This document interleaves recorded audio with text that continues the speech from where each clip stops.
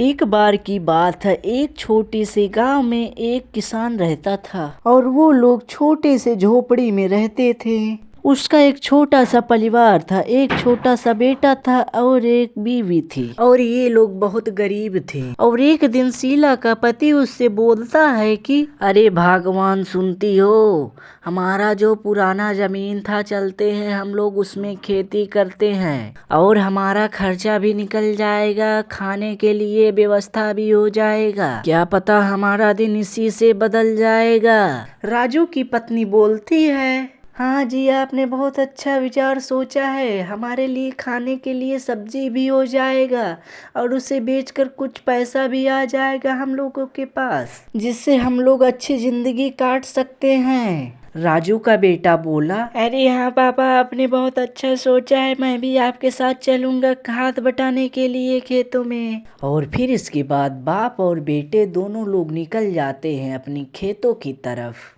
और फिर इसके बाद राजू और उसका बेटा फावड़ा लेकर खेतों में धीरे धीरे काम करने लगते हैं और खेतों में झाड़ियाँ भी बहुत थीं।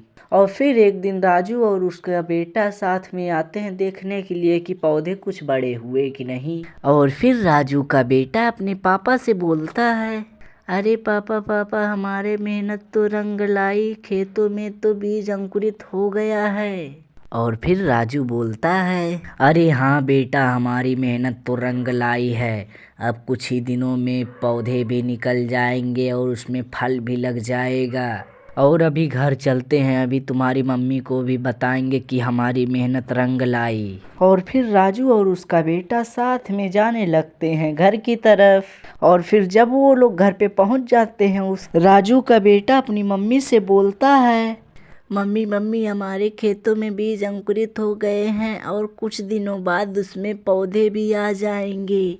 अरे हाँ भगवान, हमारा बेटा सही बोल रहा है, हमारे खेतों में बीज अंकुरित हो चुके हैं, कुछ ही दिनों बाद उसमें पौधे भी आ जाएंगे और फल भी लग जाएंगे। अरे वाह, आपने तो बहुत ही अच्छी बात बताई है, मुझे तो बहुत ही खुशी हो रही है कि आप लोगों की मेहनत रंग लाई। बस कुछ ही दिनों का और इंतजार है हम सभी को। और इन लोगों को इतनी खुशी हो रही थी कि खुद पर विश्वास भी नहीं हो रहा था। और इससे हमें यह पता चलता है कि मेहनत कभी भी खराब नहीं जाती।